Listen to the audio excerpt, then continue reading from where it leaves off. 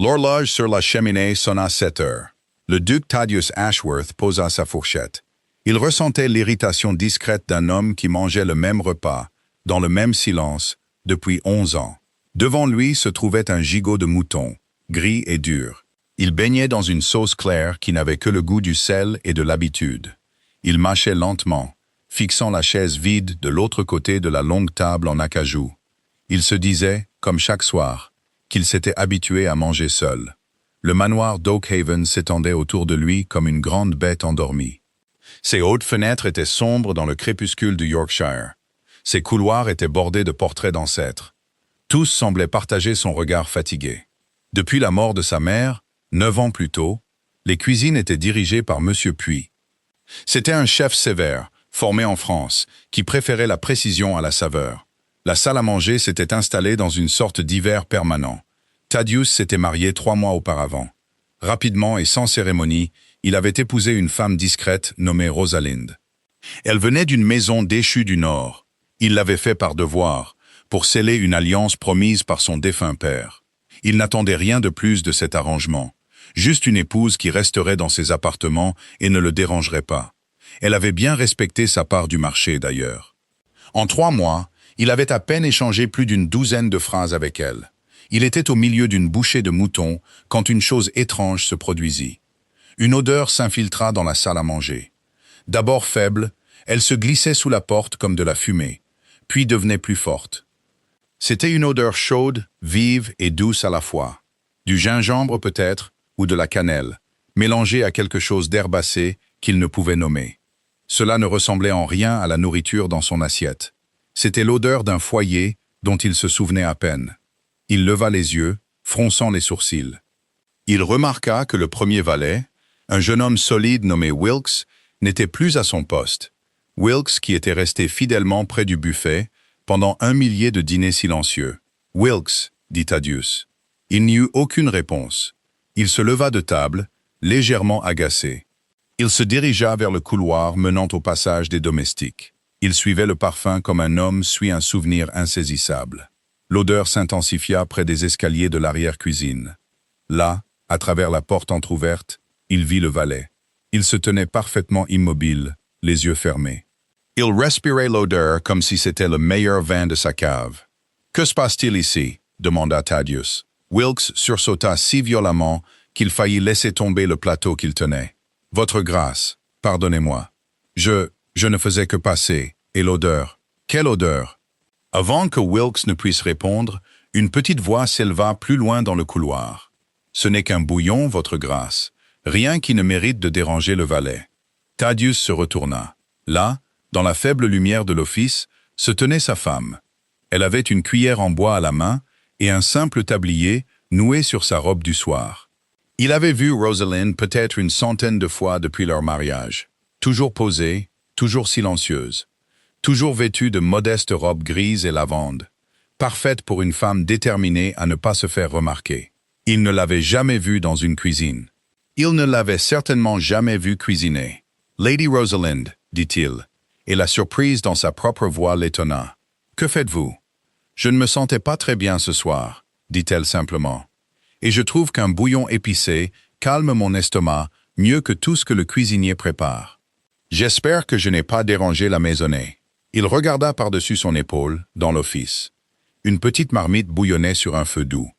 Le parfum s'en élevait en douces volutes de vapeur. Du gingembre, il pouvait le sentir maintenant. Et quelque chose de séché et de doux comme un agrume.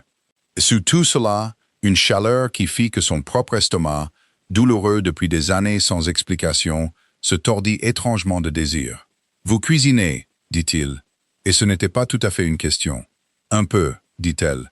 Une légère rougeur colorait ses joues. Il ne pouvait dire si c'était dû à la chaleur du poêle ou à autre chose. « Ma mère m'a appris, avant que les choses ne changent pour nous. Ce n'est pas une compétence très appréciée chez une duchesse. Je sais. Je n'ai pas jugé utile de le mentionner. » Thaddeus ne dit rien pendant un instant. Il était vaguement conscient que son mouton refroidissait dans la salle à manger. Il savait que M. Puit serait offensé s'il apprenait que le duc s'était aventuré dans l'arrière-cuisine comme un garçon curieux. Un homme de sa position ne s'attarde pas sur le seuil d'une porte à regarder sa femme remuer une marmite. Et pourtant, il ne bougeait pas. « Wilkes, dit-il enfin, sans quitter Rosaline des yeux. Retournez dans la salle à manger. Je finirai mon souper sous peu. » Wilkes s'inclina et s'empressa de partir, visiblement soulagé de s'échapper. « Ne vous donnez pas plus de peine, dit Rosaline en se retournant vers la marmite. Je voulais juste en faire assez pour moi. Non, dit Thaddeus, se surprenant lui-même à nouveau. Terminez-le. Je trouve que je n'ai plus très faim de mouton. Il ne resta pas pour expliquer pourquoi il avait dit cela. Il se retourna simplement et repartit vers la salle à manger.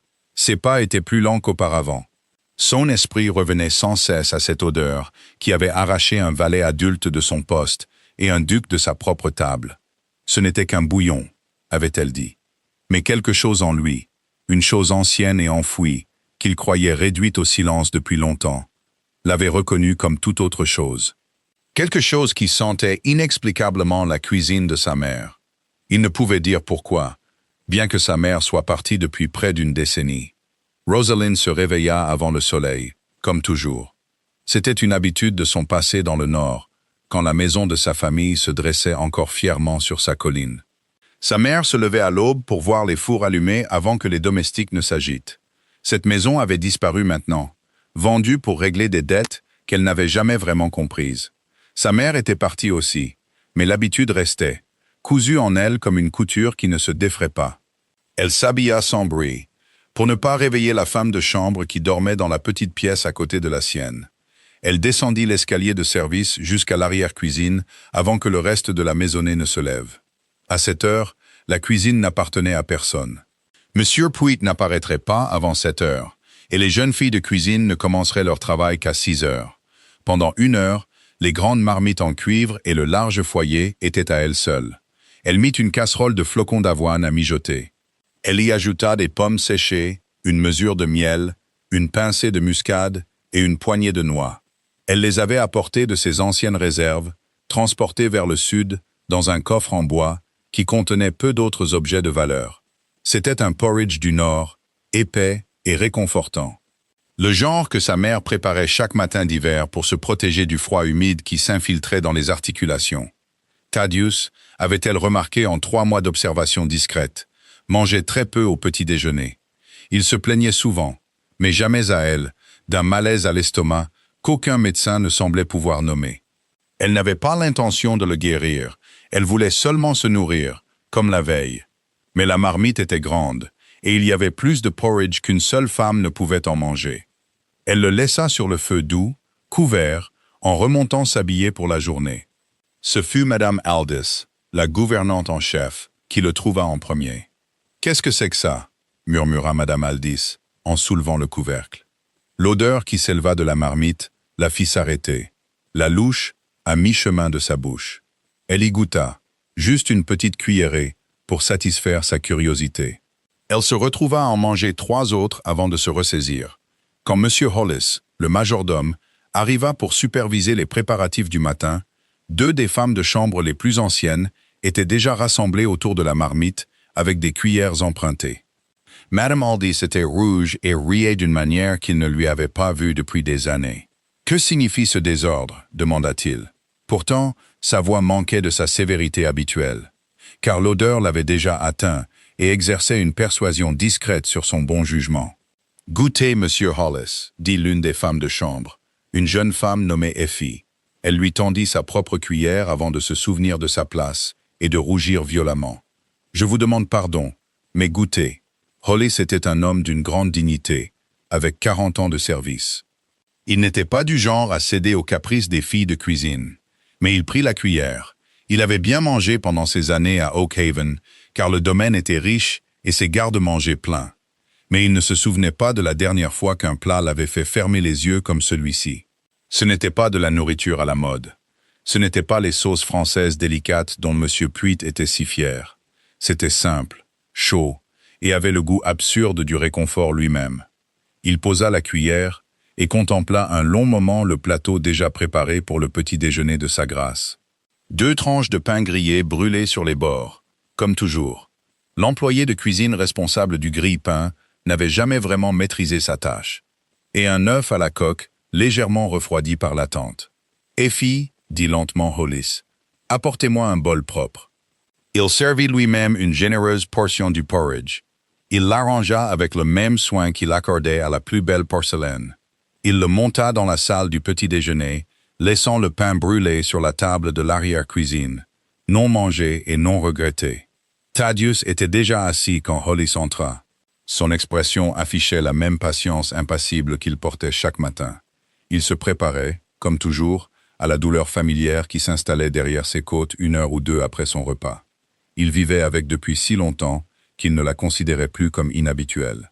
Elle faisait simplement partie des matins, comme la pluie fait partie de l'automne. Il regarda le bol posé devant lui avec une légère surprise. « Ce n'est pas mon petit déjeuner habituel, dit-il. Non, votre grâce. Le cuisinier a pensé que vous aimeriez quelque chose de différent ce matin. » Ce n'était pas à proprement parler un mensonge. Hollis avait simplement laissé la question de savoir quel cuisinier plutôt vague. Thaddeus mangea d'abord sans trop y penser. Son esprit était occupé par une lettre de son régisseur concernant la récolte d'automne. Mais quelque part entre la 2e et la 4e cuillerée, il se surprit à manger plus lentement, plus délibérément. Il était conscient de la façon dont le miel et la muscade persistaient agréablement, au lieu de peser sur sa poitrine comme la plupart des aliments. Il termina entièrement son bol, ce qu'il n'avait pas fait avec un petit déjeuner depuis aussi longtemps qu'il pouvait s'en souvenir. 1 heure passa, puis 2. Il partit à cheval inspecter les champs de l'Est avec son intendant. Il discuta des prix des céréales, examina les comptes dans son bureau. Et ce n'est qu'à midi, en s'arrêtant pour une tasse de thé, qu'il réalisa que quelque chose avait changé. La douleur sourde qui s'installait toujours en milieu de matinée était absente. Celle qu'il portait depuis si longtemps qu'il avait cessé de la remarquer comme une douleur. Il l'acceptait simplement comme le poids ordinaire de son propre corps. Il resta assis, très immobile, un instant. Il testait la sensation comme un homme teste une dent qui bouge. Il s'attendait à moitié à ce que l'inconfort revienne s'il le provoquait trop directement. Il ne revint pas. « Hollis » appela-t-il, et le majordome apparut promptement à la porte du bureau. Ce petit déjeuner ce matin, d'où venait-il? Hollis hésita une fraction de seconde, mais ce fut suffisant pour qu'un homme aussi observateur que Thaddeus le remarque. « Des cuisines, votre grâce », dit Hollis prudemment, comme toujours. Thaddeus ne dit rien de plus, mais il ne le crut pas entièrement. Longtemps après le départ de Hollis, il se surprit à repenser à l'odeur qu'il avait tirée de sa table la veille au soir. Il se demandait, avec une curiosité qu'il ne pouvait expliquer, même à lui-même, si les 2 mystères n'en formaient pas un seul. Le 2e jour, l'histoire du porridge avait traversé Oak Haven. Comme de telles histoires voyagent toujours dans une grande maison, d'abord discrètement, chuchotées entre les femmes de chambre au-dessus du linge plié, puis plus ouvertement, jusqu'à atteindre même la cour de l'écurie, où de tels ragots arrivaient généralement en dernier et les plus minces. Le vieux Tom, qui gardait les écuries d'Oak Haven depuis près de 30 ans, et se souvenait de Thaddeus assez petit pour s'asseoir sur un cheval de trait sans crainte de tomber, l'apprit du cireur de bottes, qui l'apprit des filles, qui se considérait désormais comme une sorte d'autorité en la matière. L'histoire avait un peu grandi en chemin, comme le font les histoires. Au moment où elle atteignit la cour de l'écurie, on disait que la jeune duchesse avait préparé un petit déjeuner si fin que sa grâce avait pleuré à table. Ce qui n'était pas du tout vrai, mais faisait une meilleure histoire que la vérité. « Une duchesse qui cuisine », dit Tam à son neveu Josiah, un grand jeune homme qui nettoyait les stalles et rêvait de mieux. « Jamais entendu une chose pareille de toute ma vie. J'aimerais bien qu'elle cuisine pour nous, » marmonna Josiah, grattant une stalle avec plus d'ardeur que la tâche ne l'exigeait. Ce n'était pas une plainte en l'air. Le personnel extérieur d'Oak Haven souffrait depuis longtemps de l'indifférence de M. Puit. Il considérait ses talents gaspillés pour les palefreniers et les cochers et réservait ses plus beaux efforts à la seule table de la famille. Ce qui arrivait chaque jour à la cour de l'écurie était du pain ordinaire, parfois rassis, un morceau de fromage dur, et les meilleurs jours, une soupe claire que Tam appelait en privé de l'eau de vaisselle, mais jamais là où Puit pourrait l'entendre. Ce fut Rosalind elle-même qui mit fin aux plaintes, mais sans grand dessein. Elle avait pris l'habitude de se promener sur le domaine chaque après-midi, une habitude qu'elle avait gardée, quand la marche était l'un des rares plaisirs que la fortune déclinante de sa famille ne pouvait lui enlever. Le 3e après-midi du 3e mois de son mariage, Son chemin la mena près de la cour de l'écurie, juste au moment où le personnel extérieur s'était rassemblé pour leur repas de midi. Elle les trouva non pas en train de manger, mais debout ensemble dans un silence mal à l'aise autour d'une table de pain et de fromage intact. « Y a-t-il un problème » demanda-t-elle, car elle n'était pas femme à passer devant un problème évident et à prétendre ne pas l'avoir vu. Les hommes échangèrent des regards, aucun ne voulant vraiment parler le premier, jusqu'à ce que Tam, étant le plus âgé et le moins facile à intimider, s'avance et incline respectueusement la tête. « Pardon, votre grâce, c'est juste que nous avons le même repas depuis si longtemps que les gars se sont mis en tête de le refuser complètement aujourd'hui. Rien de grave. Aucun de nous ne mourra de faim pour un bout de pain rassis. » Rosalind regarda la table, le pain gris et peu appétissant, le fromage durci sur les bords, et sentit quelque chose dans sa poitrine se serrer d'une vieille colère familière. Elle avait connu la faim autrefois, la vraie faim, dans les dernières années de misère avant la vente de la maison de sa famille. Elle n'avait jamais oublié ce que c'était de voir de la nourriture gaspillée ou refusée alors que ce n'était pas nécessaire. « Donnez-moi 1 heure, dit-elle. » Et avant que Tam ne puisse protester qu'une duchesse n'avait pas à se soucier des rations de l'écurie, elle s'était déjà retournée et marchait d'un pas vif vers le manoir. Elle n'alla pas à la cuisine principale, où M. Puit tenait son territoire avec la possessivité féroce d'un homme défendant sa dernière forteresse. Au lieu de cela, elle se rendit au plus petit foyer de la buanderie, rarement utilisé sauf les jours de lessive. Là, elle se mit au travail avec une rapidité qui la surprit elle-même. Elle avait assez de farine, gardée pour sa propre pâtisserie, et une réserve de légumes que le potager avait donné en abondance cet automne. Des carottes, des oignons, une poignée de pois secs. Elle travailla rapidement, pétrissant la pâte pour du pain de foyer, tandis qu'une marmite de légumes et de bouillon mijotait à côté. En moins d'1 heure, elle avait 2 grands bols en bois remplis de boulettes, moelleuses et savoureuses, flottant dans un riche bouillon aux herbes, et une 12aine de pains chauds enveloppés dans un tissu. Elle les porta elle-même dans la cour, refusant l'aide d'un valet de passage qui lui proposa de la soulager du lourd plateau, car elle voulait, d'une manière qu'elle n'examina pas de trop près, l'apporter de ses propres mains. L'écurie devint silencieuse à son approche. Tam se leva le premier, enlevant sa casquette, et un par un, les autres hommes suivirent. Certains étaient gênés par la surprise, aucun ne sachant vraiment ce qu'on attendait d'eux quand une duchesse apparaissait devant eux, portant sa propre cuisine. « Je comprends que la nourriture simple devienne lassante, » dit Rosalind en posant le plateau sur la table. « J'espère que cela rendra l'après-midi meilleur. » Pendant un instant, personne ne bougea, incertain s'il était convenable de manger de la nourriture préparée par les mains d'une duchesse pendant qu'elle regardait. Ce fut Josiah, affamé et assez jeune pour ne pas trop réfléchir, qui rompit le silence en prenant une boulette et en la mordant sans cérémonie. Ses yeux s'écarquillèrent. Il ne dit rien pendant un instant, mâchant avec une concentration solennelle. « Vous feriez mieux d'essayer ça, » dit-il, « avant que je ne mange tout moi-même. Cela suffit. » Les hommes se jetèrent sur le pain et les boulettes avec l'enthousiasme non dissimulé de gens qui avaient oublié ce que c'était que d'apprécier un repas. Rosalind se tenait au bord de la cour, les regardant manger, sentant une douce chaleur se répandre dans sa poitrine qui n'avait rien à voir avec le feu de cuisine qu'elle venait de quitter. « Vous avez un don, votre grâce, » dit Tam, une fois la faim initiale satisfaite et qu'il put parler sans avoir la bouche pleine. « Un don rare. Ma propre mère faisait des boulettes presque aussi bonnes. Que Dieu ait son âme. »« Ce n'est qu'une recette, » dit Rosalind, bien qu'elle ne crût pas tout à fait ses propres mots en les prononçant. Elle ne lui dit pas que la recette, comme le porridge, provenait d'un livre en cuir usé avec des fermoirs en laiton. Il était rempli de l'écriture soignée et fanée d'une inconnue, qu'elle avait emporté du sud de son ancienne maison. Elle le gardait aussi précieusement que n'importe quel bijou, bien qu'il ne contînt ni or ni gemmes. Seulement des recettes et de petites notes écrites dans les marges qui parlaient d'une cuisine et d'une famille qu'elle n'avait jamais connue, et d'une femme dont elle n'avait jamais entendu le nom prononcé à Oak Haven, bien qu'elle vécût sous le toit de son fils depuis 3 mois. Le 4e jour, Thaddeus ne pouvait plus prétendre que les perturbations sur son domaine n'étaient que de simples coïncidences. Son régisseur avait rapporté que les palefreniers avaient travaillé avec une gaieté inhabituelle ce matin-là, chantant pendant leurs tâches d'une manière qu'on n'avait pas vue depuis avant la mort du vieux Lord Ashworth.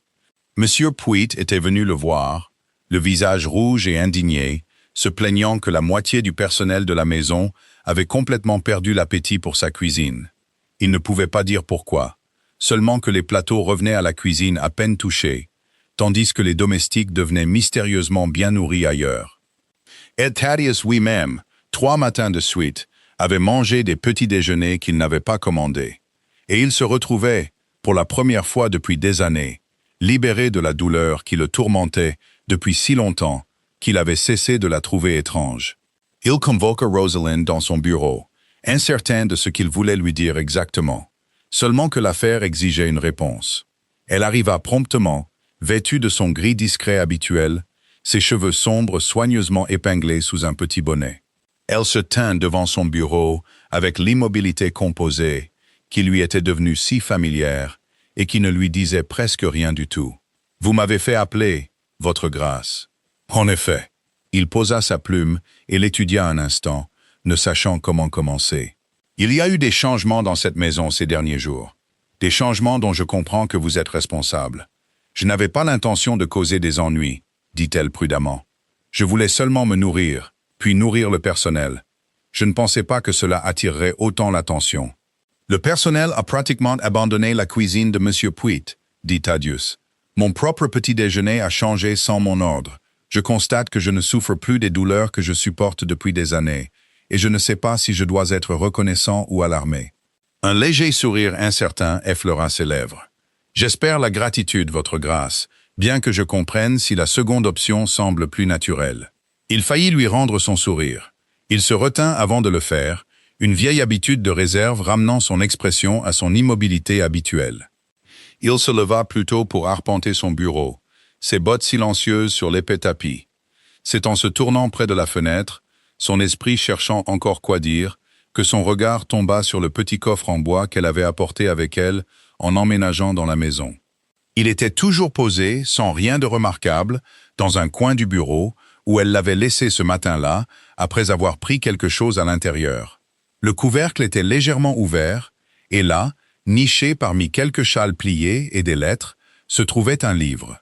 Il traversa la pièce avant de savoir qu'il en avait l'intention, et le souleva du coffre avec des mains soudainement tremblantes.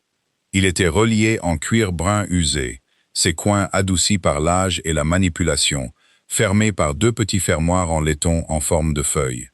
Il ne l'avait pas vu depuis 9 ans.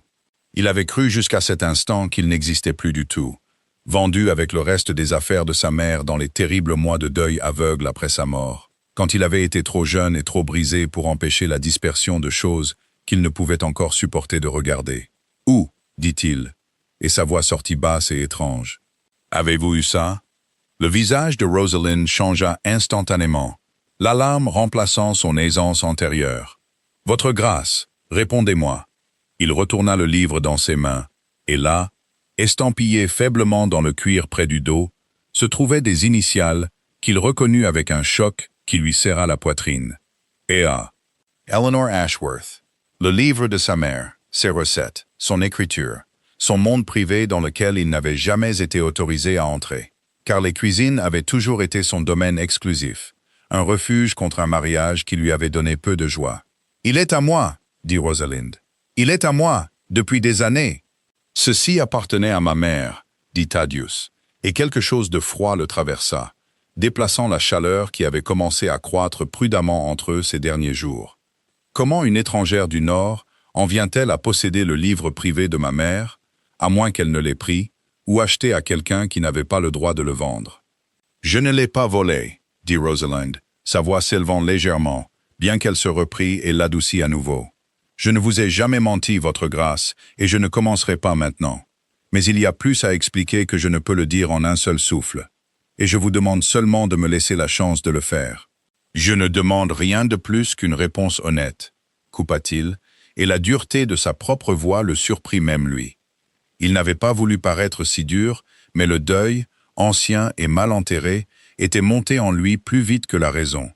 Et sous celui-ci, courait une pensée plus sombre qu'il ne pouvait faire taire. Que cette femme, cette étrangère silencieuse qu'il avait épousée par devoir et à peine connue ces 3 derniers mois, avait d'une manière ou d'une autre trouvé son chemin dans le seul coin privé de la mémoire de sa mère, que lui-même n'avait jamais été autorisé à toucher.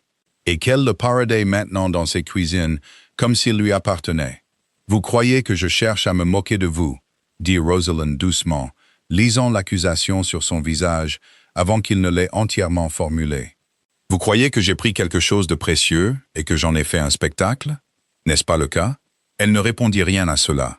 Que pouvait-elle dire quand la vérité était tellement plus grande et plus étrange que tout ce qu'il était prêt à entendre? Et quand ses yeux, habituellement si gardés, brillaient maintenant d'une douleur qu'elle n'avait pas causée, mais qu'elle ne pouvait pas encore expliquer. Thaddeus ferma le livre avec plus de force qu'il ne l'avait prévu, les fermoirs en laiton se refermant comme une porte. « Vous n'entrerez plus dans les cuisines, dit-il. Ni dans la maison principale, ni dans l'arrière-cuisine, pas même dans les réserves du jardin. Quoi que soit ce livre, quelle que soit la prétention que vous croyez avoir sur lui, je ne laisserai pas la mémoire de ma mère devenir un sujet de commérage pour le hall des domestiques. Thaddeus. » « Votre grâce, corrigea-t-il froidement, et le regretta au moment même où il le disait, bien qu'il ne revint pas sur ses paroles. Ce sera tout. Elle partit sans un mot de plus, le coffre en bois toujours ouvert dans le coin, le livre reposant maintenant lourdement dans ses mains. Thaddeus resta seul dans son bureau longtemps après que la porte se fut refermée derrière elle, fixant l'écriture de sa mère. Il sentait pour la première fois en 9 ans le poids insupportable de savoir à quel point il l'avait peu connue. Et à quel point, semblait-il, cette étrangère silencieuse du Nord pouvait en savoir à la place. Rosalind ne pleura pas, bien qu'elle en eût envie. Elle avait appris il y a longtemps, dans les années de misère après la ruine de sa famille, que les larmes ne résolvaient rien, et invitaient souvent des ennuis pires que ceux qui les avaient causés. Au lieu de cela, elle s'assit près de sa fenêtre ce soir-là, regardant la dernière lumière s'éteindre dans le ciel au-dessus des champs de l'Est. Elle retourna l'affaire dans son esprit, comme on retourne un nœud tenace, cherchant le fil qui le dénouerait. Elle ne pouvait pas tout lui expliquer encore, non pas parce qu'elle voulait garder des secrets, mais parce que la vérité sur la façon dont elle était entrée en possession du livre d'Eleanor Ashworth était si mêlée de deuil et de vieilles promesses qu'elle craignait, dites négligemment dans la colère, qu'elle ne fasse plus de mal que de bien. Il fallait le bon moment. Il fallait un homme prêt à écouter, plutôt qu'un homme encore à vif, avec de vieilles blessures fraîchement rouvertes. Jusqu'à ce que ce moment vienne, elle avait encore une maisonnée à nourrir, et la fierté, aussi blessée soit-elle, n'était pas quelque chose que Rosalind laissait l'empêcher de faire ce qu'elle croyait juste. Elle était encore assise près de la fenêtre quand on frappa doucement à sa porte. C'était Madame Aldis, son expression prudente, comme l'expression d'une domestique qui apporte des nouvelles dont elle n'est pas sûre qu'elles seront bienvenues. « Je vous demande pardon, votre grâce. La nouvelle de l'ordre de sa grâce a fait le tour du hall des domestiques. Le personnel en est troublé. Je ne leur reproche pas d'obéir, dit Rosalind. Et vous ne devriez pas non plus. Ce n'est pas l'obéissance qui les trouble, dit Madame Aldis. C'est l'idée de retourner à la cuisine de Monsieur Pruitt, après ce qu'ils ont eu ces derniers jours. Le vieux Tom a envoyé un message par le cireur de bottes il y a à peine 1 heure, demandant s'il n'y aurait pas un moyen de contourner la difficulté. Rosalind y réfléchit un long moment, et quelque chose en elle, une vieille obstination héritée d'une mère qui n'avait jamais laissé les difficultés dicter la forme de sa gentillesse, se durcit en résolution. « Faites venir Monsieur Cobb, dit-elle, le charpentier. Discrètement, s'il vous plaît, et après que la maison se soit endormie. » Monsieur Cobb arriva vers minuit, tiré de sa chaumière par Madame Aldis, avec un message si vague qu'il était venu plus par curiosité que par compréhension. Il trouva Rosalind qui attendait près de l'ancienne remise à calèche, au bord du domaine. C'était un bâtiment en pierre trapue, abandonné depuis longtemps lorsque les nouvelles voitures de la famille avaient été déplacées dans une remise plus moderne, plus près de l'allée principale. Son toit avait quelques ardoises desserrées, et son sol était épais de poussière et de toiles d'araignée, mais ses murs étaient solides. Et il y avait, niché dans un coin, un vieux poêle en fonte qui avait autrefois réchauffé le cocher pendant les attentes hivernales. « Vous avez l'intention de cuisiner ici, votre grâce » demanda Cobb, levant sa lanterne pour inspecter l'espace sombre et poussiéreux. J'ai l'intention que cette maisonnée mange bien, dit Rosalind, sans troubler davantage la tranquillité de sa grâce. Le poêle peut-il être mis en état de fonctionner correctement? Cobb, un homme pratique peu enclin à poser des questions dont il n'avait pas strictement besoin de réponse, examina le vieux conduit, testa le tuyau du poêle et déclara l'affaire résoluble avec une journée de travail honnête et une bonne quantité de suie retirée de la cheminée. « J'aurai besoin d'aide pour ramoner le conduit, » dit-il, « et de quelqu'un pour aller chercher de la pierre pour réparer le foyer là où il est fissuré. »« Vous aurez les deux, » dit Rosalind, « et mes remerciements en plus. » La nouvelle se propagea dans le hall des domestiques, comme l'eau trouve son chemin en descendant, silencieusement et inévitablement. La nuit suivante, une petite bande du personnel le plus fiable de la maison s'était rassemblée à la remise à calèche, à la faveur de l'obscurité. Madame Aldis avec un paquet de vieilles mais utiles marmites sauvées d'un placard de rangement désaffecté. 2 valets portant des sacs de farine et de produits secs sortis discrètement du garde-manger principal avec la bénédiction silencieuse de Hollis. Josiah, ravi d'être inclus dans ce qui lui semblait être la plus belle aventure de sa jeune vie, transportant du bois de chauffage dans une vieille brouette. Hollis lui-même arriva en dernier, se tenant sur le seuil avec le léger malaise d'un homme qui savait qu'il participait à quelque chose que son maître n'approuverait pas.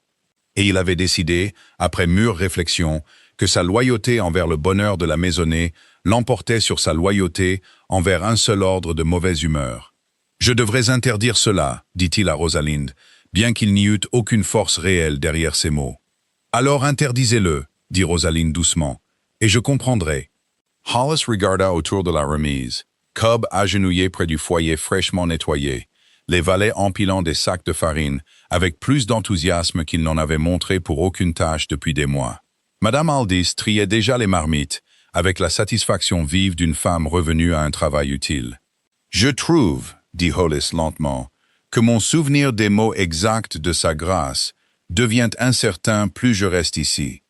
Peut-être ne parlait-il que des cuisines principales. Après tout, ceci est une remise à calèche. » Rosalind s'autorisa, pour la première fois en 2 jours difficiles, un véritable sourire. Au moment où le poêle fut allumé et tiré correctement, projetant une lueur orange chaude sur les vieux murs de pierre, la petite bande rassemblée à l'intérieur se sentait moins comme des domestiques défiant leur maître, et plus comme une famille se réunissant autour d'un foyer qu'ils avaient eux-mêmes créé. Rosalind mit une grande marmite de bouillon à mijoter, ajoutant les herbes qu'elle avait réussi à cueillir avant le crépuscule. Alors que le parfum commençait à remplir le petit espace, elle regarda les visages fatigués autour d'elle s'adoucir avec quelque chose qui ressemblait beaucoup à de l'espoir. « Il faudra garder cela secret », leur rappela-t-elle, servant le bouillon dans des bols qui attendaient. « Pour notre bien à tous, et surtout pour le mien. »« Muet comme une tombe, votre grâce », promit solennellement Josiah, bien que sa bouche fût déjà pleine de pain. Dehors, les fenêtres du manoir se découpaient, sombres, sur la nuit. Et quelque part à l'intérieur, Thaddeus était assis seul, avec le livre de sa mère toujours posé sur son bureau. Il ignorait qu'à peine à un quart de mille de sa propre table de dîner froide et silencieuse, un petit feu brûlait maintenant, dans une remise à calèche abandonnée, réchauffant une maisonnée qui avait tranquillement, et avec défi, choisi sa propre forme de loyauté. 2 jours passèrent pendant lesquels Rosalind respecta scrupuleusement les règles que Thaddeus lui avait imposées. Elle ne mit pas une seule fois le pied dans les cuisines principales ou l'arrière-cuisine. Pourtant, la nouvelle de la remise à calèche s'était maintenant répandue discrètement à presque toutes les âmes du domaine, sauf à l'unique homme à qui il était interdit de l'apprendre. Elle passait ses matinées à ses travaux d'aiguille, ses après-midi à se promener dans les jardins. Et si ses soirées étaient passées à se glisser tranquillement à travers la pelouse assombrie, jusqu'à l'ancienne remise à calèche, personne dans la grande maison ne semblait enclin à le mentionner. Le 7e jour, elle annonça son intention de se rendre au village de Blackwood pour acheter du fil et du ruban pour une broderie qu'elle prétendait travailler pour l'église paroissiale. Ce n'était pas entièrement un mensonge, bien que la vérité plus large fût que ses réserves d'herbes séchées et d'épices d'hiver avaient diminué. Une maisonnée ne pouvait pas vivre de bouillon et de pain seul pendant les mois froids à venir, sans un approvisionnement adéquat. Thaddeus, informé de sa course par Hollis, ne dit rien pour l'en empêcher. Il n'avait pas parlé directement à Rosalind depuis 3 jours, bien qu'il n'eût pensé à rien d'autre. Le livre de sa mère était maintenant dans le tiroir verrouillé de son bureau, comme une écharde qu'il ne pouvait se résoudre à enlever, ni à laisser entièrement tranquille. Il ordonna cependant discrètement à son valet personnel, un jeune homme aux yeux vifs nommé Fenwick, d'accompagner sa voiture au village et de lui rapporter ce qu'elle y faisait. Il se dit que c'était de la prudence. Un duc ne pouvait pas laisser les activités de sa duchesse entièrement sans surveillance, surtout après l'étrange affaire du livre. Il n'examina pas de trop près la vérité plus petite et plus inconfortable qu'une partie de lui souhaitait simplement en savoir plus sur elle et manquait de courage, après ses propres paroles dures, pour le lui demander lui-même. Fenwick suivit à une distance discrète, alors que la voiture de Rosalind entrait sur la place du marché de Blackwood. Il s'attendait à n'observer rien de plus que l'achat ordinaire de rubans et de fils. Ce qu'il trouva à la place le surprit considérablement. Au moment où Rosalind descendit de la voiture, une femme robuste vendant des légumes sur une charrette en bois l'appela par son nom, agitant la main avec empressement. « Votre grâce, j'ai gardé les plus belles de mes racines d'hiver pour vous, comme vous l'aviez demandé. » Fenwick, observant dessous l'auvent d'une librairie, fronça les sourcils et s'approcha, veillant à ne pas se faire remarquer dans la foule du marché. Rosalind salua chaleureusement la vendeuse de légumes, examinant un panier de panais et de navets avec l'œil exercé de quelqu'un qui comprenait les produits bien mieux que n'importe quelle dame de manoir n'avait de raison de le faire. Après un bref échange amical, elle se dirigea vers l'étal d'un marchand d'épices, où un homme âgé la salua avec quelque chose qui ressemblait à de la vénération. « J'ai gardé la bonne écorce de cannelle pour vous, madame. La même que la dernière fois, » dit le marchand, sortant un petit paquet enveloppé de papier brun de sous sa table, plutôt que le stock ordinaire exposé pour les clients communs. Rien de la poussière et des agents de remplissage que les marchands de la ville vendent. Ma propre fille a appris à faire un bon pain d'épices avec la recette que vous avez partagée avec sa mère. Que Dieu ait son âme. Comment va votre fille? Demanda Rosalind, et la chaleur dans sa voix était indubitable, totalement différente du ton prudent et mesuré que Fenwick lui avait entendu utiliser dans la grande maison. Mariée maintenant, dit fièrement le marchand. Elle utilise toujours votre recette chaque dimanche, dit que ça lui rappelle la cuisine de sa mère. Fenwick regardait, de plus en plus perplexe, alors que le schéma se répétait d'étal en étal. Un boulanger lui mit un pain frais dans les mains, refusant tout paiement, insistant sur le fait qu'elle avait appris à son apprenti une astuce pour faire lever la pâte qui avait sauvé sa boutique de la ruine l'hiver précédent. Une femme vendant du miel lui parla comme si elle saluait une vieille amie, s'enquérant de sa santé et glissant un pot supplémentaire dans son panier avec un clin d'œil. Nulle part Rosalind n'acheta de soie ou de bijoux ou aucune des parures qu'une duchesse pourrait être censée favoriser. Elle acheta des herbes, des épices, des fruits secs, de la farine d'une mouture particulièrement fine, et partout où elle allait, elle n'était pas accueillie avec la courtoisie rigide et déférente due à une noble, mais avec la chaleur facile et sincère réservée à quelqu'un de profondément et personnellement apprécié. Il fallut près d'1 heure avant que Fenwick ne comprenne, en la regardant rire librement avec la femme d'un poissonnier à propos d'une blague sur du pain brûlé, que le rapport qu'il rapporterait à son maître ne serait pas celui que Thaddeus attendait. Il trouva enfin Rosalind près du bord de la place, examinant une petite caisse d'abricots secs avec une satisfaction évidente, et ne put s'empêcher de s'approcher, bien que ce ne fût guère sa place de lui parler directement. « Votre grâce semble bien connue à Blackwood », s'aventura-t-il. Rosalind leva les yeux, sans surprise, car elle l'avait remarqué la suivant depuis l'arrivée de la voiture, et avait simplement choisi de ne pas le faire remarquer. J'ai passé de nombreux après-midi ici depuis mon arrivée à Oakhaven. Il y a peu de choses à faire pour une duchesse, Monsieur Fenwick, et j'ai trouvé que je préférais la compagnie du marché à la broderie pour laquelle je n'ai aucun talent. Ils parlent de vous comme si vous étiez de leur famille. Peut-être parce que je ne les ai jamais traités comme si j'étais au-dessus d'eux, dit-elle simplement. Ma propre famille avait si peu autrefois que je n'ai pas oublié ce que signifie manquer de tout. Je trouve que les gens se souviennent plus longtemps de la gentillesse que du rang. Fenwick n'eut rien à répondre à cela, et quelque chose dans son honnêteté simple et sans fard le laissa plus troublé par la mission que son maître lui avait confiée que par tout ce qu'il avait réellement vu. Il retourna à Oak Haven avant sa voiture, se demandant comment il pourrait expliquer à un duc, encore à vif et méfiant à cause d'un aperçu volé du livre de sa mère, que l'épouse qu'il avait fait surveiller pour des secrets avait passé sa journée au marché à distribuer de la gentillesse aux commerçants et à être aimée en retour pour cela. Et que quoi que Lady Rosalind puisse cacher d'autres, la tromperie ne semblait pas faire partie de ses défauts. Le rapport de Fenwick, livré avec hésitation à son maître 2 jours après la visite au marché, ne fit pas grand-chose pour apaiser le sentiment étrange et instable qui s'était enraciné en Thaddeus depuis la découverte du livre de sa mère. Si, quoi que ce soit, il l'approfondit. Elle est aimée dans le village, admit Fenwick, choisissant ses mots avec un soin évident. Pas seulement respectée, votre grâce, aimée. Les commerçants parlent d'elle comme ils parleraient d'une fille préférée. Elle n'achète que des provisions et donne autant de gentillesse que d'argent, semble-t-il. Thaddeus ne dit rien pendant un long moment après le départ de Fenwick, assis seul dans son bureau, avec le tiroir verrouillé de son bureau, attirant son regard encore et encore, comme il l'avait fait chaque soir depuis près d'1 semaine. Il se dit que l'affaire était réglée, qu'il avait donné son ordre, et que sa maisonnée y avait obéi, et que le chagrin non résolu que le livre avait réveillé en lui était son propre fardeau à porter, pas le sien. Il ne savait pas encore que sa maisonnée, sur cette question particulière, avait discrètement cessé de lui obéir 3 nuits auparavant. Le 9e jour, la petite cuisine de l'ancienne remise à calèche était devenue quelque chose de plus qu'une commodité cachée pour des domestiques affamés. Elle était devenue, de la manière prudente et tacite dont de telles choses se produisent parmi les gens qui ont trouvé quelque chose qui vaut la peine d'être protégé, le véritable cœur de la vie domestique d'Oak Haven.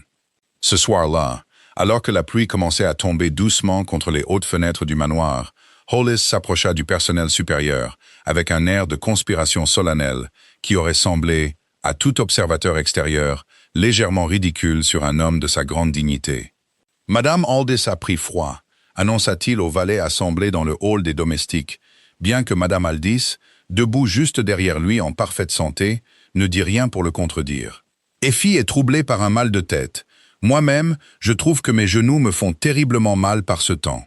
Je crains qu'aucun de nous ne soit apte à servir correctement le dîner de sa grâce ce soir. » Les valets échangèrent des regards qui suggéraient qu'ils comprenaient parfaitement le jeu et étaient plus que disposés à y jouer leur rôle. « Quel grand dommage, dit Wilkes solennellement, que nous devions tous nous reposer tôt ce soir. » Monsieur Puit, informé que la moitié de son personnel de service avait été frappé par des maux soudains et mystérieux, prépara son rôti du soir dans une confusion irritée. Il arrangea un joint de bœuf élaboré avec toute la garniture soignée qu'il réservait aux occasions où il soupçonnait que ses compétences étaient sous surveillance. Il l'envoya à la salle à manger avec ce qui restait du personnel encore disposé à porter un plateau. Thaddeus mangea seul, comme il l'avait fait chaque nuit depuis le bannissement de sa femme des cuisines, et trouva que le rôti, malgré sa préparation soignée, n'avait que très peu de goût. Il ne savait pas qu'à peine à 1/4 de mille de là, de l'autre côté de la pelouse humide et au-delà des haies sombres, un dîner très différent était en cours. La remise à calèche brillait de chaleur sous la pluie, ses petites fenêtres embuées de vapeur, son poêle en fonte travaillant dur sous une grande marmite de ragoût de jarret de bœuf qui avait mijoté depuis le début de l'après-midi. Il était épais de légumes racines et sombre de la saveur riche et lentement cuite qu'aucune des sauces françaises de M. Puit ne pourrait jamais espérer imiter. Rosaline le servit dans des bols qui attendaient, alors qu'un par un, le personnel affligé de la maison arrivait, trempé par leur course à travers la pelouse, secouant la pluie de leurs manteaux. Ils s'installaient sur des caisses retournées et des tabourets empruntés autour du petit foyer. « Si mes genoux se remettent un jour de ce terrible froid, » dit Hollis, acceptant son bol avec une grande cérémonie, « je considérerais que c'est entièrement grâce à l'excellente cuisine de votre grâce. »« Vos genoux sont de bons acteurs, Monsieur Hollis, » dit Madame Aldis. « J'ai presque cru moi-même à la maladie. » Les rires s'élevèrent facilement autour du petit feu, le genre de rire qui s'était raréfié dans les pièces plus grandioses d'Oak Haven, où la formalité pesait sur chaque conversation comme une main lourde. Josiah, assis en tailleur près du poêle, avec un bol en équilibre sur son genou, déclara que c'était le meilleur ragoût qu'il ait mangé de sa vie. Une affirmation qu'il avait faite, nota Rosalind avec amusement, à propos de presque tous les plats qu'elle avait préparés cette semaine-là. « Vous vous lasserez de ma cuisine un jour, lui dit-elle, souriant malgré la douleur qui persistait tranquillement sous son bonheur. Le souvenir des paroles froides de Thaddeus dans son bureau n'était jamais très loin de ses pensées, même ici, au milieu d'une telle chaleur. « Jamais, votre grâce », dit Josiah, avec la conviction absolue que seul un garçon de 19 ans, le ventre plein, pouvait rassembler. La soirée s'étira agréablement, la pluie tambourinant régulièrement sur le vieux toit d'ardoise, le ragoût disparaissant, bol après bol, jusqu'à ce que la grande marmite soit presque vide.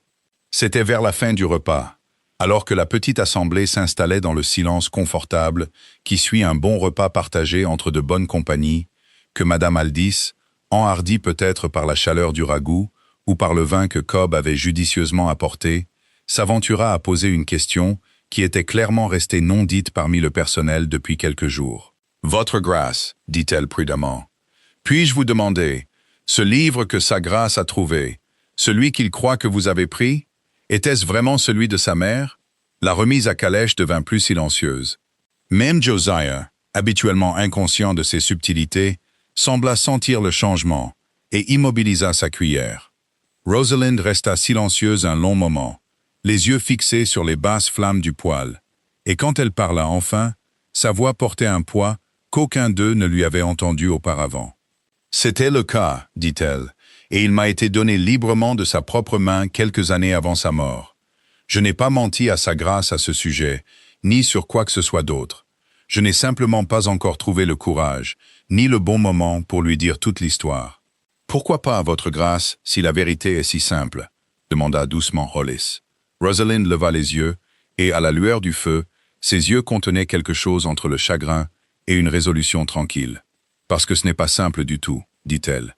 Cela concerne une promesse que j'ai faite à une femme mourante et un fils qui a passé 9 ans à croire que sa mère avait quitté ce monde sans une seule pensée pour la maison qu'elle laissait derrière elle. Je ne pense pas qu'une telle vérité doive être livrée à un homme négligemment au cours d'une dispute dans un bureau. Elle mérite mieux que ça. Il mérite mieux que ça. » Personne ne parla pendant un moment, la pluie tombant toujours doucement dehors, le feu crépitant bas dans le vieux poêle en fonte. Et chacun d'eux, à sa manière, comprit que l'histoire tranquillement pliée à l'intérieur de ce livre en cuir usé était bien plus grande et bien plus tendre que tout ce qu'ils avaient pu imaginer. La réception saisonnière avait été organisée des mois avant l'arrivée de Rosalind à Oak Haven. C'était une tradition que le père de Thaddeus avait commencé des décennies auparavant et que Thaddeus, par habitude plus que par enthousiasme, n'avait jamais pris la peine d'arrêter. Les familles voisines de haut rang étaient invitées chaque automne à se promener sur le domaine, à prendre le thé dans la véranda et à échanger le genre de conversation polie et scintillante qui passait pour de l'amitié parmi la noblesse. Bien qu'il s'agisse le plus souvent d'un échange prudent de faveurs et d'alliances habillées de soie et de bonnes manières, Thaddeus avait brièvement envisagé d'annuler la réception cette année. Sa maisonnée semblait agitée, ses propres pensées encore plus agitées, et la dernière chose qu'il souhaitait était d'exposer son mariage incertain au regard de ses voisins. Mais annuler aurait suscité plus de questions que d'organiser, et donc la réception eut lieu. Les grandes salles d'Oak Haven furent de nouveau ouvertes, la véranda remplie du faible murmure des voix des visiteurs et du tintement de la porcelaine fine. Rosalind se déplaçait dans la réception avec une assurance exercée, saluant les invités, servant le thé, endurant les questions polies et inquisitrices des femmes qui souhaitaient en savoir plus sur la discrète épouse du Nord que personne ne semblait très bien connaître. Elle garda le livre en cuir près d'elle ce jour-là, rangé dans un petit sac brodé qu'elle portait à son poignet, ne voulant pas le laisser sans surveillance dans ses appartements alors que la maison était pleine de visages inconnus. Il était devenu, dans les semaines qui avaient suivi la découverte de Thaddeus, quelque chose qu'elle gardait instinctivement, comme on garde une blessure encore en cours de guérison. C'est cette même prudence qui attira l'attention de Lord Loudon.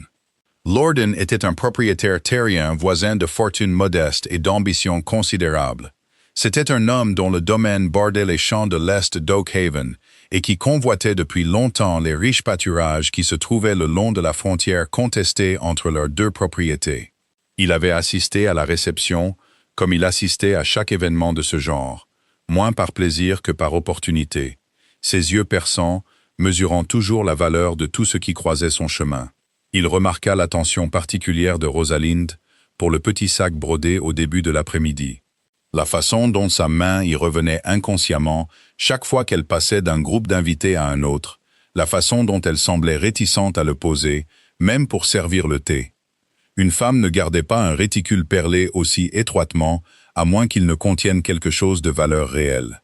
Et l'esprit de Lorden, toujours calculateur, commença immédiatement à se demander quelle pourrait être cette valeur. « Votre grâce semble très attachée à votre petit sac aujourd'hui », remarqua-t-il à Rosalind, la surprenant près des hautes fenêtres en verre de la véranda, où la lumière de l'après-midi tombait chaude sur les fougères en pot et les roses tardives. « Un souvenir », dit Rosalind agréablement, n'offrant rien de plus, bien que quelque chose dans son ton aiguisa la suspicion de Lorden plutôt que de l'apaiser. Il s'excusa peu après et trouva un moment tranquille pour prendre à part le propre régisseur de Thaddeus, un homme nommé Grimwood, dont Lorden avait cultivé la loyauté pendant plusieurs années avec de petits cadeaux et de plus grandes promesses.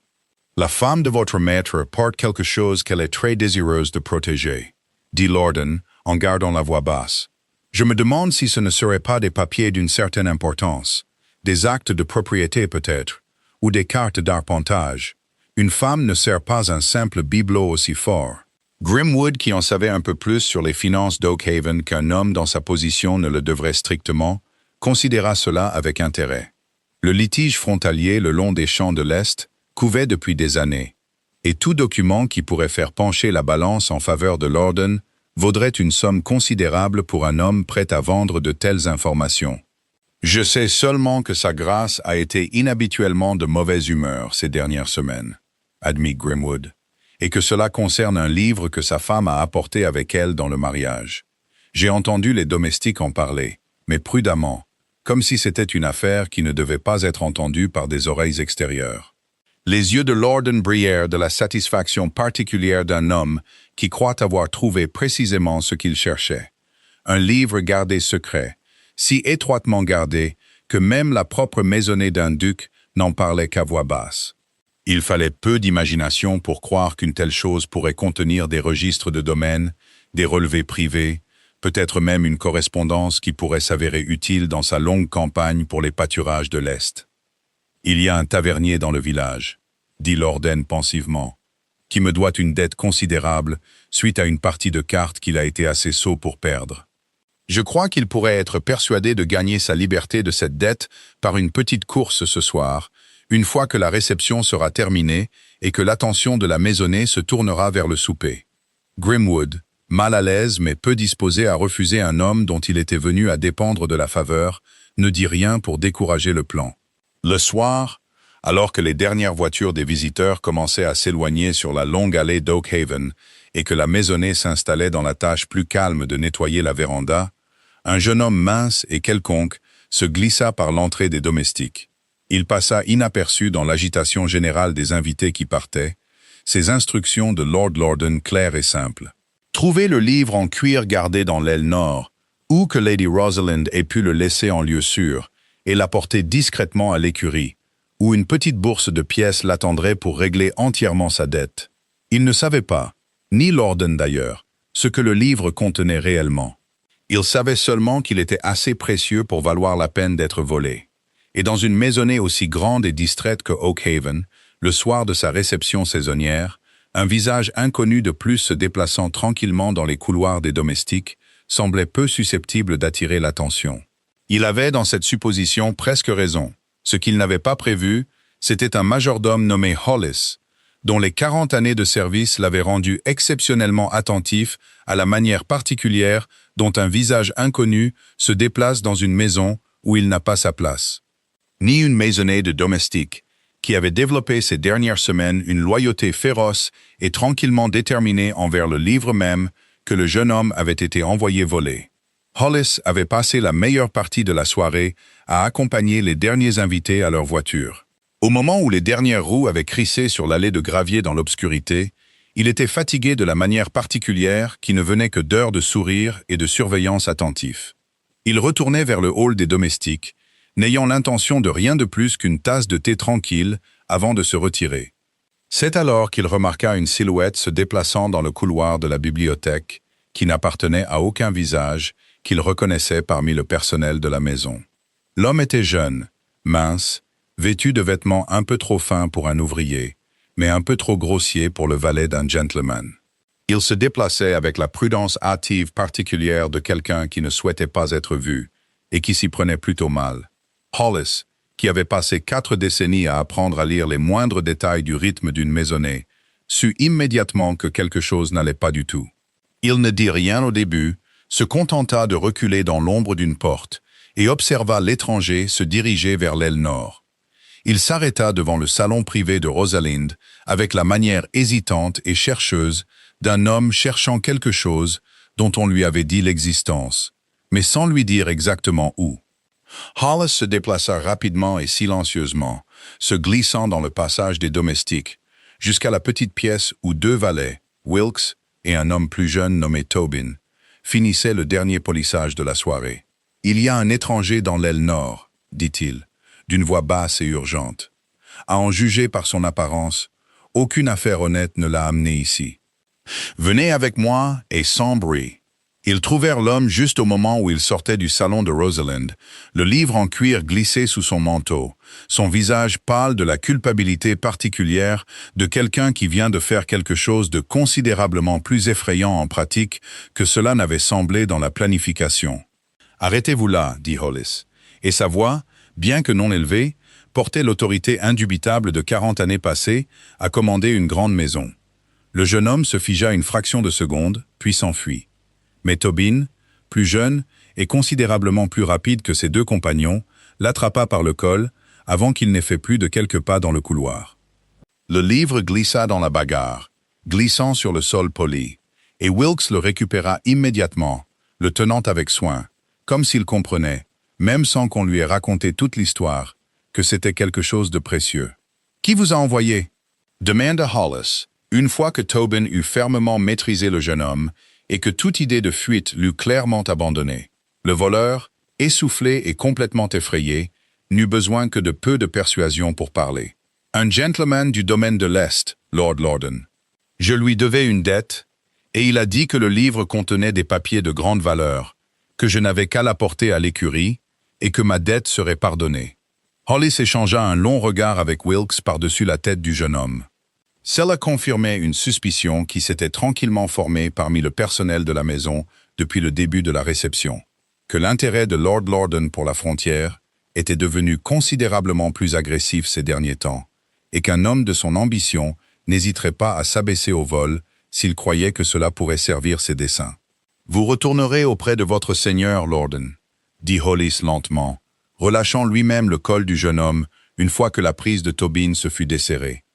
Et vous lui direz que quoi qu'il ait cru chercher ici, il s'est trompé dans ses informations. Il n'y a pas de papier de domaine dans ce livre, seulement des recettes et les pensées privées d'une mère, sans aucune valeur pour un homme comme lui. Vous lui direz aussi que s'il tente à nouveau une telle chose, le gendarme de Blackwood en entendra parler avec beaucoup de détails, ainsi que de sa participation à l'affaire de ce soir. Le jeune homme, complètement intimidé et reconnaissant au-delà de toute mesure de s'en tirer avec rien de pire qu'une frayeur, hocha rapidement la tête et s'enfuit de la maison dès que Tobin s'écarta pour le laisser passer. Il disparut dans l'obscurité de l'allée sans même un regard en arrière. Hollis prit le livre avec soin des mains de Wilkes, le retournant une fois pour s'assurer qu'il n'avait subi aucun dommage dans la bagarre. Il resta un long moment dans le couloir silencieux, réfléchissant à ce qu'il fallait faire ensuite. La bonne marche à suivre, il le savait, serait de porter l'affaire directement à sa grâce, de signaler la tentative de vol et de laisser le duc décider de la meilleure façon de procéder.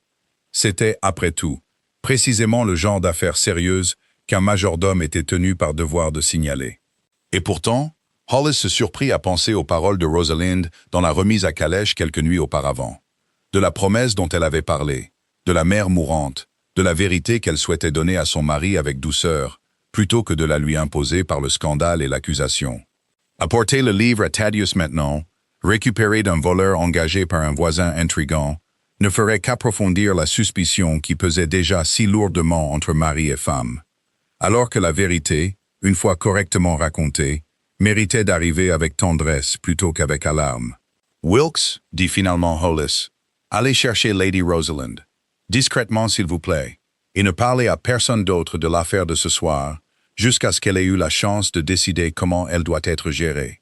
Rosalind descendit en quelques minutes, toujours vêtue de sa robe du soir, son visage pâlissant considérablement lorsque Hollis expliqua à voix basse et avec des mots prudents ce qui avait failli arriver au livre ce soir-là. « Lord Lorden », dit-elle doucement, reprenant enfin le livre dans ses propres mains et le tenant comme pour se rassurer qu'il était vraiment entier et indemne. Je ne pensais pas que même lui s'abaisserait si bas. Il croyait qu'il contenait des papiers de valeur, votre grâce, des relevés de bornage ou des actes de propriété. Il n'avait aucune idée de son véritable contenu. Non, dit Rosalind doucement, et il est peut-être heureux qu'il ne l'ait pas su. Un livre de recettes n'a aucune valeur pour un homme comme Lord Lorden, mais il vaut bien plus que n'importe quel acte de propriété pour l'homme qui n'a pas encore appris ce qu'il contient vraiment. Elle leva les yeux vers Hollis, et quelque chose dans son expression avait changé. La patience prudente qu'elle avait montrée ces 2 dernières semaines cédait enfin la place à une résolution tranquille et indubitable. « Merci, Monsieur Hollis, pour ce soir et pour votre discrétion. Je pense, dit-elle, serrant le livre contre sa poitrine, que j'ai attendu assez longtemps pour lui dire la vérité. 2 jours passèrent, avant que Rosalind ne trouve le courage d'agir sur la résolution qui s'était installée en elle cette nuit-là dans le couloir de la bibliothèque. Ce n'était pas exactement la peur qui la retardait, mais une patience prudente et délibérée, la même patience qui avait guidé chaque choix qu'elle avait fait depuis son arrivée à Oakhaven. Elle voulait que la vérité soit dite correctement, pas lâchée dans le feu d'une autre dispute, et elle attendit donc le bon moment. Et quand il ne se présenta pas de lui-même, elle résolut de le créer. Elle se leva avant l'aube le 13e jour, encore plus tôt que d'habitude, et traversa la pelouse givrée jusqu'à la remise à calèche, alors que le ciel avait encore le gris-bleu profond du petit matin. Elle alluma le poêle, sa petite chaleur un soulagement bienvenu contre le froid mordant, et se mit au travail sur une recette qu'elle n'avait pas encore faite à Oakhaven. Une qu'elle avait gardée sans tout à fait s'avouer pourquoi, pour un moment qui semblait juste. Des conserves de prunes au miel, épaisses de cannelle et d'un murmure de clous de girofle, mijotaient lentement à feu doux. La douceur s'enroulait dans le petit bâtiment en pierre et s'échappait par les interstices de la vieille porte dans l'air givré du matin. Thaddeus n'avait pas bien dormi depuis des jours. Il avait pris l'habitude de se promener sur le domaine avant l'aube ces derniers temps, une habitude qu'il se disait née de l'agitation et de rien de plus. Bien qu'en vérité, c'était le seul moment où il trouvait un peu de paix face au poids enchevêtré de chagrin et de confusion qui s'était abattu sur lui depuis la découverte du livre de sa mère. Il traversait la pelouse est, son souffle formant des nuages dans l'air froid, quand l'odeur l'atteignit. Il s'arrêta net de marcher. Elle était faible au début, portée par le mince vent du matin, mais indubitable une fois qu'il l'eut captée. Miel et cannelle, et quelque chose d'autre en dessous. Une chaleur particulière qu'il n'avait pas goûtée depuis 9 ans, mais qu'il reconnut instantanément, comme un homme reconnaît une voix qu'il pensait ne plus jamais entendre. Sa mère avait fait des conserves de prunes chaque automne de sa vie, dans une cuisine où il avait rarement été autorisé à entrer. Elle remplissait la maison pendant des semaines avec exactement cette odeur, avant que sa mort ne réduise les fours au silence et ne dépouille le manoir de toute chose aussi simple que la chaleur. Il suivit l'odeur sans vraiment le décider, ses pieds le portant à travers l'herbe givrée vers l'ancienne remise à calèche au bord du domaine. Un bâtiment dans lequel il n'avait pas mis les pieds depuis des années et dont il avait complètement oublié l'existence. La porte n'était pas verrouillée. Il la poussa lentement et la vue qui l'accueillit lui coupa le souffle. Rosalind se tenait près du vieux poêle en fonte, un simple tablier de lin noué sur sa chemise de nuit, ses cheveux sombres lâchés sur ses épaules d'une manière qu'il ne les avait jamais vus. Elle remuait une petite marmite en cuivre avec le mouvement facile et exercé de quelqu'un de tout à fait à l'aise. Le petit espace brillait de la lumière du feu et de la vapeur. Des bocaux de fruits en conserve étaient soigneusement alignés sur une étagère qui avait clairement été construite à cet effet. Yet partout, l'odeur de la cuisine de sa mère, incroyablement, inexplicablement vivante à nouveau après 9 longues années de silence. Thaddeus, elle ne l'avait pas entendu entrer, et son nom, prononcé si simplement, sans titre ni formalité, semblaient flotter entre eux dans l'air chaud. « C'est sa recette, dit-il, et sa voix sortit rauque, instable d'une manière qu'il ne s'était pas permis de paraître depuis des années. Les conserves de prunes, elle en faisait chaque automne. « Oui, dit doucement Rosalinde, en posant sa cuillère. « Je sais. Comment? Ce n'était pas vraiment une question. Plus maintenant. Pas après tout ce qu'il avait vu, senti et ressenti ces 13 derniers jours. C'était une supplique, bien qu'il ne l'aurait pas appelé ainsi lui-même. Rosalind s'essuya lentement les mains sur son tablier, se donnant un moment pour rassembler les mots qu'elle avait attendus si longtemps pour dire correctement. « Votre mère et moi nous sommes rencontrés quand j'étais très jeune, peu de temps après que la fortune de ma propre famille ait commencé à décliner. Elle avait voyagé dans le Nord cette année-là pour rendre visite à une cousine, et était restée plus longtemps que prévu quand la maladie l'a empêchée de retourner dans le Sud pendant quelques mois. Je l'ai soignée un peu, et en retour, elle m'a appris à cuisiner, remplissant de longues et tranquilles après-midi de recettes et d'histoires, car elle disait que la cuisine était la seule langue qu'elle avait jamais vraiment aimé parler. Thaddeus ne dit rien, mais il s'avança plus loin dans la petite pièce, les yeux fixés sur elle, ne voulant pas détourner le regard un seul instant. « Elle parlait souvent de vous, » continua Rosalind, sa voix devenant encore plus douce. « D'une maison froide et d'un mariage encore plus froid, et d'un fils qu'elle craignait de décevoir simplement en survivant entre des murs qui ne lui avaient jamais semblé être un foyer. Avant de retourner dans le Sud pour la dernière fois, elle m'a donné ce livre et m'a fait promettre que si nos chemins se croisaient à nouveau, je trouverais un moyen de ramener la chaleur dans cette maison pour votre bien qu'elle n'ait jamais osé espérer vivre pour le voir elle-même. Vous saviez, dit-il, sa voix se brisant légèrement sur le mot. Quand nous nous sommes mariés, vous saviez qui j'étais. Je n'ai pas cherché ce mariage pour cette raison, dit rapidement Rosalind. Je ne savais même pas au début que l'arrangement que votre père avait fait autrefois concernait cette même famille, pas avant mon arrivée à Oakhaven, et que j'ai vu son portrait dans le Hall Est. Mais quand j'ai compris, j'ai senti que ce n'était pas un simple accident qui m'avait amené ici. J'ai senti que c'était une promesse qui arrivait enfin à échéance, bien que je ne sache pas comment vous le dire, sans que cela ne ressemble à une histoire étrange et incroyable. Thaddeus franchit lentement la dernière distance qui les séparait, ses yeux passant de son visage à la petite marmite de conserve encore chaude sur le poêle. Et quand il parla enfin à nouveau, sa voix avait perdu toute sa froideur antérieure. « Puis-je y goûter » demanda-t-il doucement. Correctement cette fois. Rosalind servit une petite cuillerée sur une assiette et la lui offrit avec des mains qui tremblaient légèrement. Elle le regarda goûter lentement, ses yeux se fermant au moment où la saveur l'atteignit. Miel et cannelle et quelque chose en dessous qui ressemblait indubitablement à la main de sa mère se posant doucement sur son épaule après 9 longues années de silence. Quand il rouvrit les yeux, il brillait de larmes qu'il ne tenta pas de cacher. Et pour la première fois depuis la mort de sa mère, le duc Thaddeus Ashworth pleura ouvertement, debout dans une petite remise à calèche en pierre à l'aube, enfin complètement chez lui. 2 jours passèrent d'une manière totalement différente de tout ce qui s'était passé auparavant à Oakhaven. Thaddeus passa de longues heures avec Rosalind, d'abord dans le calme de la remise à calèche, puis dans son propre bureau, le livre en cuir ouvert entre eux, sur son bureau, alors qu'elle lui montrait page après page de l'écriture soignée de sa mère. De petites notes griffonnées dans les marges qui parlaient d'une femme qu'il n'avait jamais vraiment connue. Une femme qui avait aimé cuisiner comme certaines femmes aiment la poésie, qui avait écrit à côté d'une recette de gâteau au miel qu'ils étaient les préférés de Thaddeus, bien qu'il ne le sache pas encore, étant encore trop petit pour les demander par leur nom. Une note qui l'avait complètement bouleversé la première fois qu'il l'avait lue. Il apprit en ces 2 jours des choses qu'il avait passé 9 ans à croire qu'il n'apprendrait jamais. Que sa mère n'avait pas été froide ou distante par nature, comme il en était venu à le supposer dans son deuil. Mais qu'elle n'avait simplement trouvé aucune place dans les grandes salles formelles d'Oakhaven pour être vraiment elle-même, jusqu'à ce qu'une cuisine loin des yeux vigilants de la maison devienne le seul coin de son mariage où elle ressentait quelque chose de proche de la paix. Il comprit, en lisant ces mots, qu'elle avait voulu mieux pour lui que le même héritage froid, et qu'elle avait confié à une étrangère la tâche de le lui livrer, ne sachant pas si le destin accorderait jamais cette chance. Le 15e jour, Thaddeus se leva tôt, et se dirigea non pas vers son bureau, ni vers les champs, mais vers la cuisine de M. Puit.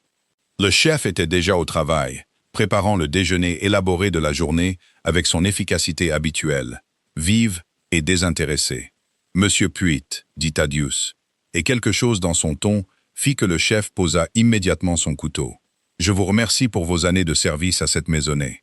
Je crains cependant que les cuisines d'Oakhaven nécessitent une main différente à partir d'aujourd'hui. » Puit, à son crédit, accepta son renvoi avec plus de dignité que de surprise, car il avait senti ces dernières semaines que sa position était devenue de plus en plus incertaine.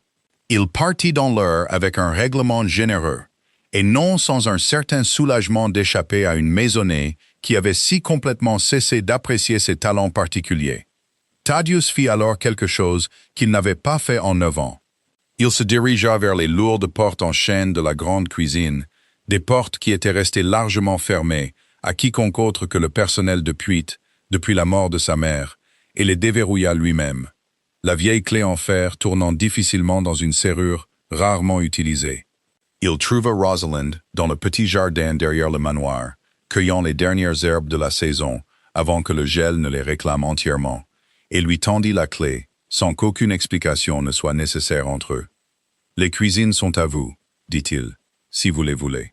Pas cachées dans une vieille remise à calèche, pas passées en contrebande par des portes dérobées et de fausses maladies, mais correctement, ouvertement, comme le cœur de cette maisonnée devrait l'être. » Rosalind prit la clé avec des mains qui n'étaient pas tout à fait stables, et pendant un long moment, aucun d'eux ne parla. Le jardin d'automne était silencieux autour d'eux, à l'exception de l'appel lointain des corneilles s'installant dans les arbres nus. « Il y a une condition, » ajouta Thaddeus, et la plus légère trace d'un sourire effleura sa bouche, le premier véritable sourire qu'elle avait vu de lui depuis son arrivée à Oakhaven. « J'aimerais dîner avec ma femme ce soir, correctement, à la même table, pour une fois, plutôt qu'une chaise vide en face de moi. Ce soir-là, la grande salle à manger du manoir d'Oakhaven, si longtemps froide et silencieuse, flamboyait de chaleur et de lumière de bougies.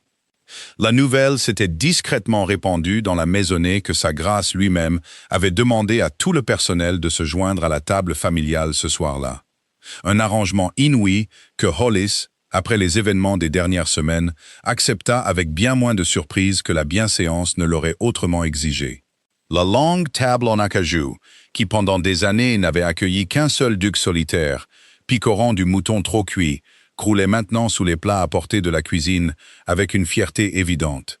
Un riche ragoût de jarret de bœuf, que Josiah déclara pour peut-être la 20e fois la meilleure chose qu'il ait jamais goûtée.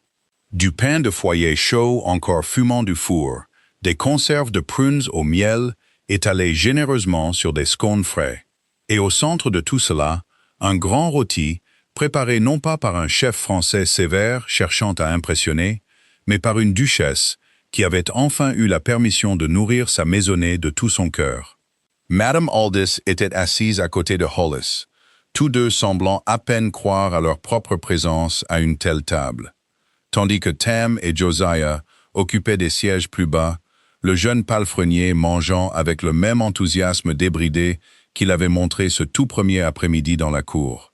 Même Fenwick, dont les loyautés avaient si complètement changé depuis sa course au village, leva son verre à un moment donné dans un toast silencieux et privé que seule Rosalind remarqua et comprit. Thaddeus était assis en bout de table comme il l'avait toujours fait, mais pour la première fois en 9 ans, il n'était pas seul.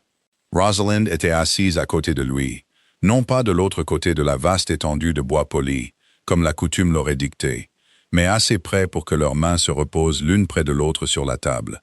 Assez près pour que, lorsqu'il se pencha vers elle pour murmurer une observation discrète sur le ragoût, toute la maisonnée puisse voir, sans avoir besoin qu'on le leur dise, que la froideur qui avait autrefois régné dans cette maison s'était enfin complètement dissipée. « Votre mère aurait adoré ça », dit doucement Rosalind, observant le chaos chaleureux de la table devant eux, les rires et le cliquetis des assiettes partagées, les domestiques et la famille mêlés d'une manière que Oakhaven n'avait peut-être jamais vue de toute sa longue histoire. « Elle vous aurait aimé, dit Thaddeus, et l'aurait pensé entièrement. » Dehors, la soirée d'automne s'installait, froide et claire sur le domaine, le givre se déposant tranquillement sur les fenêtres assombries de la grande maison. Mais à l'intérieur, dans la grande salle à manger, qui était restée vide et silencieuse pendant tant d'années solitaires, La chaleur avait enfin trouvé son chemin. Portée non pas par l'or ou le titre, mais par la preuve simple et inébranlable qu'une cuisine, correctement aimée, pouvait réparer une famille que le deuil seul n'avait jamais réussi à guérir.